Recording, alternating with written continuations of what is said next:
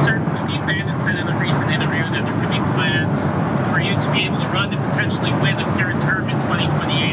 Is that something you'd be willing to challenge the court to be? Well, I haven't really thought about it. I have the best poll numbers I've ever had. I would love to do it. And I have my best numbers ever. It's very terrible. I have my best numbers. If you read it, am I not ruling it out? You'll have to tell me. This morning, Donald Trump refused to rule out a third term as president, despite it being blatantly unconstitutional. Now, before we get into more of the details, Cenk, what do you make of this? They are continuing to hint at it, and it seems like all signs are pointing to they're gonna try it. What do you think? This is why we have no King's protests. So the right wing is always like, oh, I can't believe you guys are calling him authoritarian. Dude, what's running for a third term about? There is no such thing. It's in the Constitution, it's super clear. We're gonna give you more details here because they have one particular avenue that they thought was kind of cute, but Trump has apparently ruled that one out, but I wouldn't count on him ruling anything out. Does he want to stay in power, Jordan? Despite what the US Constitution says, despite America being a democracy, etc. Of course he wants to stay in power. The most important part of this, Jordan, is the MAGA reaction. Why? Because he's testing the waters here. Are his voters going to back him up and encourage him to do it again, or are they going to say no? This is how he does it. They use the excuse of trolling. We'll explain all of it now. Yeah, now his statements came a few days after Steve Bannon claimed yet again that there is a plan to keep Trump in office for another term. He said Trump is going to be president in 2028 and people ought to just get accommodated with that. Now the Constitution is incredibly clear on this issue. The 22nd Amendment reads, no person shall be elected to the office of the president more than twice, and no person who has held the office of president or acted as president for more than 2 years of a term to which some other person was elected president shall be elected to the office of the president more than once. But some of Trump's supporters have floated a plan that they argue would circumvent the US Constitution. It would include him running for vice president in 2028 as JD Vance's running mate, and then having Vance resign. But today, Trump said he was ruling out that particular scheme. Take a look. One theory on how you might try to serve a third term is that you could run as the vice president. Yeah, I'd be allowed to do that. Is it the White House or the White House counsel to your legal position? No, you'd be allowed to do that, but I wouldn't do it. I think it's too cute. Yeah, I would rule that out because it's too cute. I think the people wouldn't like that. It's too cute. It's not, it wouldn't be right. And he also revealed who he thinks would make a good Republican ticket if he were to step aside. Take a look. We have some very good people, as you know. For 2028, they're very good people. Well, we have great people. I don't have to get into that, but we have one of them standing right here. We have JD, obviously, the vice president is great. I think Marco's great. I think, I'm not sure if anybody would run against us. I think if they ever formed a group, it would be unstoppable. I really do. I believe that. I would love to do it. Now, his refusal to rule himself out of the race in 2028 shouldn't be surprising. In March, NBC's Kristen Welker told Trump in an interview that she'd heard him joke about serving a third term multiple times. And in response, Trump said, no, I'm not joking. I'm not joking. So it seems perfectly clear, Cenk, and I think your point is a good one. This is why we have events and mass mobilizations like the No Kings protest. The right will say, well, we don't have a king. But they're saying on the right now, they want one, and they want it to be Trump. What do you think? Yeah, so that's a little bit more in question. So we'll get into that in a second. But first, I want to go to some of our members here because I think they make a lot of good points, and we'd like to do the show together with you guys. Hit the join button if you can to become one of those members. Ian Gulbis says, what's even funnier, the Conservative Party pushed for the two-term limit amendment in response to FDR. Absolutely right. But for conservative leaders, their goal is clear, which is power. The Constitution is optional. Democracy is optional. Power is what's important. Again, we'll get to the voters in a second. Nerd Ferguson said Trump would be 86 or 87 at the end of a third term. At that point, he could stay in politics. He'd be the ideal age to fit in with our Senate. Good point. Okay, I was going to say don't give him any ideas. But by the way, if you're on the right, Trump could run for the Senate, the House. He could ask to be appointed to the Supreme Court. He could do all those things. There's nothing preventing him from doing that. You can't be pro-Constitution and say, who cares about the Constitution? We just want to run again and again and again. So that's just a fact. If that fact makes you uncomfortable, that's fine, but you got to resolve it somehow. You have to either say, well, of course I'm not for a third term, that's ridiculous. Or of course I'm not for the Constitution, I hate the Constitution. Okay, or you hate that provision in the Constitution, that's fair. Michael Prestano says, Trump never cared about the Constitution. He just wants to have as much power as possible for as long as possible. It's that simple, you can boil 99% of his decisions down to that fact. When it comes to Trump, yes, I agree with that completely. I think that he thinks, why wouldn't I want more money and power and fame? Where's the question? They're like, well, the question is democracy, the Constitution, America, Western civilization. To him, those are just inconveniences. I don't think he cares about those as ideas or philosophies. And if you do, you're on the right and you care about those things, you're projecting your beliefs onto him. He's never shown that he cares about those things.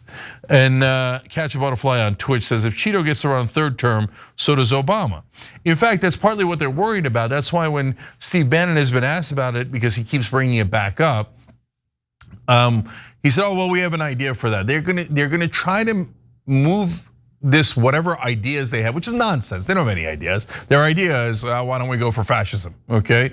Or do this stupid cutesy trick, which, I mean, like, I can't give Trump any credit on this. He's the one going, oh, maybe I'd run for a third term. And I'm not joking, right? So, all right, he ruled out the idea that's too cute by half on the running as vice president and having the vice president step down. But that was the only idea I've seen that they've actually put out there, which is not that clever. But when Bannon's asked about it, he's like, well, no, we can design it in a way where only Trump can run, but Obama can't. Tell me that you're afraid of Barack Obama without telling me you're afraid of Barack Obama. Tell me that you're not actually in favor of democracy without telling me you're not actually in favor of democracy. Because if you want to say third term, look, I'm not a big Barack Obama fan. I don't necessarily wouldn't necessarily want him to run again, okay? But apparently Bannon, Trump, and all the other leaders of the Republican movement are like, no, not Obama, not Obama. We have to double cheat. Our guy can run, but your guy can't run because we think your guy would kick our guy's ass and he's way more popular. So we're gonna maneuver everything so that he can't run, but we can. All right, then you're admitting that you wanna cheat, you wanna get rid of the Constitution, you don't wanna play by the rules, you hate our democracy, just admit it, just say it. Why doesn't Steve Bannon just say it? Okay, you hate our democracy. Everybody knows that, Steve. I don't know why you can continue to hide it. You've said it a billion times in other ways. Oh, wouldn't it be great if these people weren't allowed to do that and those people weren't allowed to do this and only me and my fellow Republican leaders and our fake walls and all the other scams we run are the ones who should be the only ones who have a voice. Yeah, I get it, man, I get it. Some in right-wing leadership love that kind of talk, power for power's sake. That's not what this country was built upon. Okay, so when it comes to the voters, Jordan, look, do I see the cat turds of the world like, yay, fascism is awesome. By the way, they don't call us fascists. Oh, they called me fascist. Let's be fascist. Make up your mind. Which turd of whichever animal you are, make up your mind. Do you want to be fascist or do you believe in America? Oh no, I believe in America, man. Oh, you want Trump, man. Trump looks like me. People who look like me. That's what the America I believe. That's not America, brother. That's not America. That's like old school Germany or something. So America's, we're all equal. We believe in justice for everyone and equal rights, not an equal opportunity, not equality of results. But you don't want any of that. So just be honest about it. In terms of the rest of them, Jordan, I don't think so. Look, I think that this one, the percentages I'm not sure about, or is there a big chunk that says, yeah, Trump, no matter what, screw the Constitution? There probably is a decent chunk of right-wingers who think that. Are there a bunch of people who voted for Trump who'd go, third term, what is he gonna be, 98? And I read the Constitution, I took civics in 8th grade. No, he's just trolling, he's messing with you guys. And they, like, I think half of them at least genuinely believe that no matter how many times Steve Bannon and Donald Trump say, we're not joking, we hate the Constitution, we want the power, that's the only thing we care about. No matter how many times they say, they go, they're just trolling, they're just kidding. And I think that those guys genuinely believe they're trolling because they think, really, you hate America that much? This one's crystal clear. Do you hate our Constitution that much? And on this one, which makes sense? Nah. So they can't quite believe that their leadership actually is that un-American. Yeah, I am curious to see how this plays out. Now, granted, there's a lot of time between now and the 2028 election. I do think that they will at least try it. I don't know how it'll go in the primaries, but with so many different aspects of Trump's administration, his behavior, his violation of our norms or our laws, it all relies on whether or not there's a contingent large enough in the Republican Party to push back against it. And time again, they have shown they're unwilling to do so. Now, the element here is, well, that's another term that other presidential hopefuls are removed from or eliminated from contention. So there's a little bit of a self-serving interest. I'm sure they're going to say it now when they're far away from this election cycle. But I do think some of them are not gonna want him to run again because they're getting old too. They want a shot. Everyone's in it for themselves. While they might publicly support Trump, there's a lot of self-serving in our politics. So that's one component. I'd be curious to see how this stacked right-wing Supreme Court would rule on an inevitable challenge to his candidacy. But also, it's very lofty to be talking about this now, knowing how the presidency ages everybody, and knowing that Trump is in poor health. We just heard today from Axios that Trump had a previously unannounced MRI at Walter Reed within the past couple months, on top of another surprise visit to Walter Reed. So he is not doing well. There's been a lot of speculation over the past several months about potentially serious health conditions affecting him. We saw those bruises on his hand. You saw the swelling of his ankles. None of this points to somebody who is in a good health state. And I think, like I'm saying, it's lofty to think that he might be around for another 7 years if you include the 4 years of that potential illegal, unconstitutional third term. Yeah, look, I just can't stand this brazen attack on the Constitution. Are there parts of the Constitution you want to amend? Of course, especially the way the Supreme Court has ruled, right? The Supreme Court has ruled that First Amendment means you're allowed to bribe any politician you like. And we'll call it a campaign contribution or an independent expenditure, or we'll call it a gratuity after the fact, right? So do I want to amend the Constitution to fix that part? Yes. Have some parts of the Constitution been misinterpreted? Yes. And that happens with the Supreme Court deciding cases all the time on what different words mean, what different phrases mean, etc. But this one has no lack of clarity at all. No one outside of Steve Bannon and Donald Trump have ever questioned this amendment. It's crystal clear. And by the way, the American people love it. There's no big movement. Oh my God, I wish that people could, I mean, Obama was, whether you liked him or not, was very popular. There was no movement for a third term because people believe this is a core American principle. It's in our Constitution for good reason. What is Trump doing? He does the testing of the waters. And then if it doesn't work and people don't like it, and then he goes, oh, well, I was just trolling. He doesn't even say it. Usually his handlers will say it. Oh, he was just trolling in hindsight. If it does work, then he goes, oh yeah, I meant it. Of course I meant it. Come on, right away, let's do it. So how are we gonna tell if it's gonna quote unquote work or if he's gonna retreat on this one? Because he does retreat quite often. I mean, that's why that markets even have a word for it. Taco, right? Trump always chickens out. So I don't think he always chickens out. I think he chickens out some of the time. And sometimes he doesn't, depending on the reaction, the stock market reaction, world markets reaction, and in this case, MAGA's reaction, and independent and other Trump voters. So Jordan, last thing is for you, right? So I think the Tim Dillons of the world and the Theo Vons and the Andrew Schultz, I think they're gone already. I think that if Trump was like, yeah, I should be king, I should run for a third term, an eighth term, they'd be like, shut up, dude. No, hell no. And it would affect a lot of independents that voted for Trump last time, and it'd be a bad idea. Rogan, I think, would say hell no. I'm not as sure as I am with the other three. Do you think that those guys will go, no way, we love Trump, we asked you to vote for Trump, we bow our heads to Trump, screw the Constitution, we want Trump to do this? And that's question number one. Question number two is, do you think that makes a big difference or no? So I think it depends on what our circumstances are in 2027.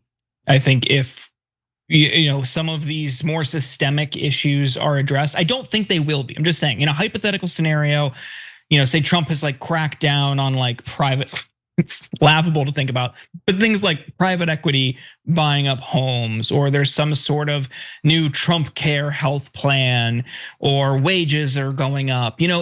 If we are in some like booming economic period and people's material needs are maybe even incrementally being met better than they are now, maybe they would find a way to justify it. I don't think that's going to be the case. I think when you are living in a hyper-capitalist society like we are, in late-stage capitalism, things are only going to continue to deteriorate. So I think it might be easy for them to be against it. And I don't want to discount the impact. I do think they will help shape some people's opinions, but I think it would be much more than that. I think there is a large, moderate contingent in this country who will recognize this as an authoritarian power grab. But I do worry about a scenario. Look, we have seen the ascension of authoritarians to power in years past and decades past, using a populist economic starting point to hold on to and retain power. And if Trump were to do literally anything for people, literally anything that doesn't just enrich his family or his billionaire buddies, it might be more palatable to people like that who don't really care about the Constitution, or who might find themselves willing to look past it because of their own financial well-being. Yeah, to your point, within 2 years when the primaries really get going, I think that Trump will be so despised that all of this will be moot. And why, guys? And if you're on the right or you voted for Trump, why? The economy, let alone everything else. Yeah, Jordan's right. What has he done for you? He gave you a nickel and a dime, right, on the tax cuts, just like the Democrats do. Oh, he gave you 5% change, 10% change. Meanwhile, he gave 100%, 200% to the richest people in the country, to the corporations, just like Joe Biden gave all the corporate subsidies to the chip manufacturers, et cetera, and bragged that it was gonna help the American people. We said on the show, no, it's not. And it's not gonna help the Democrats because you didn't deliver for them. And I'm saying the same thing about Trump. Because all these politicians, they all talk a good game. They get into power. What do they do for you? Almost nothing. What do they do for themselves and their donor friends? Almost everything. So Trump's playing that same establishment playbook, and this time, if I'm right, it catches up with him. So we'll find out, and he'll find out. Every time you ring the bell below, an angel gets his wings. Totally not true, but it does keep you updated on our live shows.